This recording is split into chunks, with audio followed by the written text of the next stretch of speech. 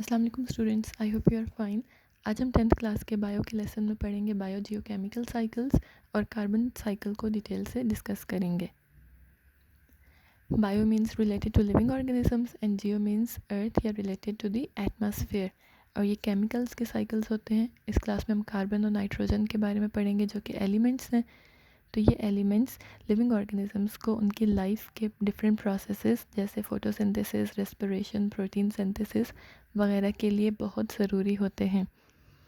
इसलिए इन एलिमेंट्स को हम बायो एलिमेंट्स भी कहते हैं।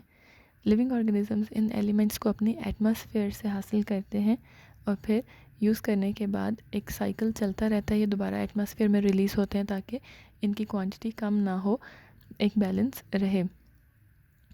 चूँकि ये एज न्यूट्रिएंट्स एक्ट करते हैं या लिविंग ऑर्गेनिजम्स को ग्रोथ में हेल्प करते हैं, इसलिए हम इनको न्यूट्रिएंट साइकिल भी कह सकते हैं।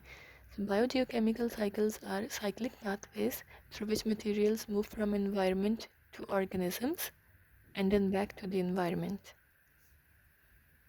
इसमें हम कार्बन साइकिल को डिटेल से पढ़ते हैं। पहले हम देखेंगे कि कार्बन एटमॉस्फेयर में किस शक्ल में प्रेजेंट होता है और उसके बाद देखेंगे कि वो लिविंग ऑर्गेनिजम्स में कैसे एंटर होता है और किस तरह से एक साइकिल की तरह मूव करता है। Carbon is the building block of many biomolecules. ये बायोमोलिक्यूल्स वो हैं जो लिविंग ऑर्गेनिजम्स को ज़रूरी होते हैं, जिनको वो यूज़ करते हैं अपने सेल के फंक्शंस परफॉर्म करने के लिए, जैसे ग्लूकोज, अमाइनो एसिड्स वगैरह। तो इन सब का कार्बन एक मेजर पार्ट है, इसलिए हम कह सकते हैं कि carbon is the building block of life. Nature में कार्बन ग्रेफाइट और डायमंड की शक्ल में भी प्रेजेंट होता है। इसके अलावा हमारी एटमॉस्फेयर और वाटर के अंदर फ्री कार्बन डाइऑक्साइड भी प्रेजेंट होती है, जो कि हम देखते हैं कि उसमें कैसे एंटर होती है। हमारे अर्थ क्रस्ट या जो अर्थ की आउटर मोस्ट लेयर है जिसके ऊपर हम रहते हैं, इसके ऊपर बहुत सारी रॉक्स होती हैं और इन रॉक्स के अंदर कार्बोनेट्स प्रेजेंट होते हैं या कार्बन कार्बोनेट्स की शक्ल में प्रेजेंट होता है। जब इन रॉक्स की इरोजन होती है या ये ब्रेक डाउन होते हैं तो कार्बन डाइऑक्साइड एटमॉस्फेयर में रिलीज़ होती है। एक और चीज़ है फॉसल फ्यूल्स, जिससे एटमॉस्फेयर में कार्बन डाइऑक्साइड रिलीज़ होती है। जब प्लांट्स और एनिमल्स की डेथ होती है तो उनके रिमेन्स ज़मीन के अंदर बरी हो जाते हैं, दब जाते हैं। वहाँ पर एक्सट्रीम टेम्परेचर और एक्सट्रीम प्रेशर की वजह से ये फॉसल फ्यूल्स बन जाते हैं, जैसे कि कोल, पीट, नेचुरल गैस, पेट्रोलियम वगैरह, जो कि हमें ज़मीन के नीचे से मिलती है। इन फॉसल फ्यूल्स को जब बर्न किया जाता है तो उससे भी एटमॉस्फेयर में कार्बन डाइऑक्साइड रिलीज़ होती है। ये सारी कार्बन डाइऑक्साइड फिर लिविंग ऑर्गेनिजम्स यूज़ करते हैं। ये हमारे पास एटमॉस्फेरिक कार्बन डाइऑक्साइड है। इसको प्लांट्स फोटोसिंथेसिस के लिए यूज़ करते हैं। फोटोसिंथेसिस में ये फोटोसिंथेसिस की इक्वेशन, इसमें कार्बन डाइऑक्साइड, वाटर और सनलाइट को यूज़ करके प्लांट्स लीव्स के अंदर in the presence of chlorophyll glucose और oxygen as a by product release होती है। तो एटमॉस्फेरिक कार्बन डाइऑक्साइड को प्लांट्स फोटोसिंथेसिस के ज़रिए से अपने बॉडी में ग्लूकोज में कन्वर्ट करते हैं। ये ग्लूकोज प्लांट्स अपने फंक्शंस के लिए यूज़ करते हैं, उनकी जितनी भी ग्रोथ है उसके लिए यूज़ करते हैं, और जो एक्स्ट्रा होती है उसको स्टोर कर देते हैं।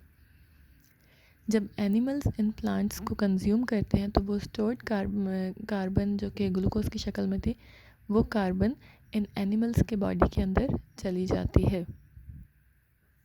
डे टाइम पे प्लांट्स के अंदर फोटोसिंथेसिस होता है, जबकि नाइट टाइम पे क्योंकि लाइट नहीं होती उस वक्त प्लांट्स अपनी स्टोर्ड फूड को यूज़ करते हैं और प्लांट्स के अंदर रेस्पिरेशन होती है। और एनिमल्स के अंदर जो है वो डे टाइम और नाइट टाइम हमेशा रेस्पिरेशन होती है। रेस्पिरेशन में ग्लूकोज जो कि इनके बॉडीज़ में प्रेजेंट है उसको ब्रेक डाउन किया जाता है और एनर्जी रिलीज़ होती है। एनर्जी के साथ साथ as by product carbon dioxide और वाटर भी रिलीज़ होता है।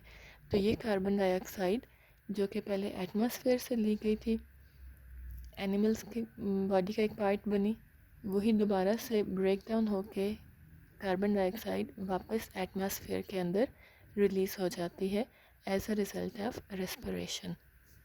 यही सारा प्रोसेस इनसाइड द वाटर भी होता है।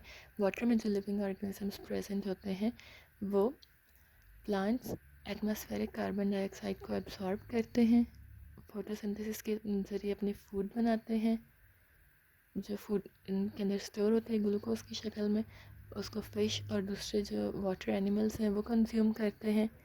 नाइट टाइम पर प्लांट्स और एनिमल्स दोनों रेस्पिरेशन के प्रोसेस के ज़रिए से कार्बन डाइऑक्साइड रिलीज़ करते हैं और ये कार्बन डाइऑक्साइड एटमॉस्फेयर में वापस चली जाती है।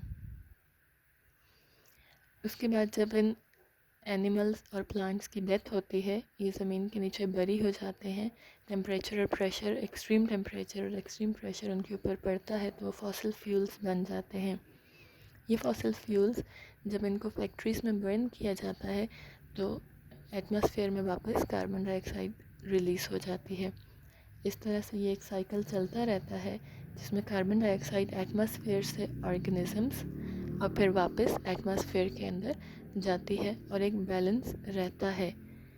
लेकिन ड्यू टू ह्यूमन एक्टिविटीज़, क्योंकि वो फॉसिल फ्यूल्स को बहुत ज़्यादा बर्न करते हैं और इसके अलावा डिफॉरेस्टेशन की वजह से ये कार्बन डाइऑक्साइड फिक्स नहीं हो सकती प्लांट्स या ट्रीज़ के अंदर, इसकी वजह से एटमॉस्फेयर में कार्बन डाइऑक्साइड की कंसंट्रेशन इंक्रीज़ हो रही है और as a result greenhouse effect जो कि हमने पहले पढ़ा है और ग्लोबल वार्मिंग की, जिसमें ये गैसेस जो हैं ये सन की एनर्जी को या हीट को ट्रैप कर लेते हैं और बाहर नहीं जाने देते, जिसकी वजह से अर्थ का टेम्परेचर इंक्रीज़ हो रहा है, जिसको हम कहते हैं कि ग्लोबल वार्मिंग हो रही है। तो इस बैलेंस को कंटिन्यू रखने के लिए हमें चाहिए कि हम पोल्यूशन ना फैलाएं ज़्यादा और डिफॉरेस्टेशन ना करें। तो ये था कार्बन साइकिल का टॉपिक। आई थिंक आपको समझ में आ गया होगा। नेक्स्ट हम नाइट्रोजन साइकिल के बारे में पढ़ेंगे। थैंक यू एंड अल्लाह हाफिज़।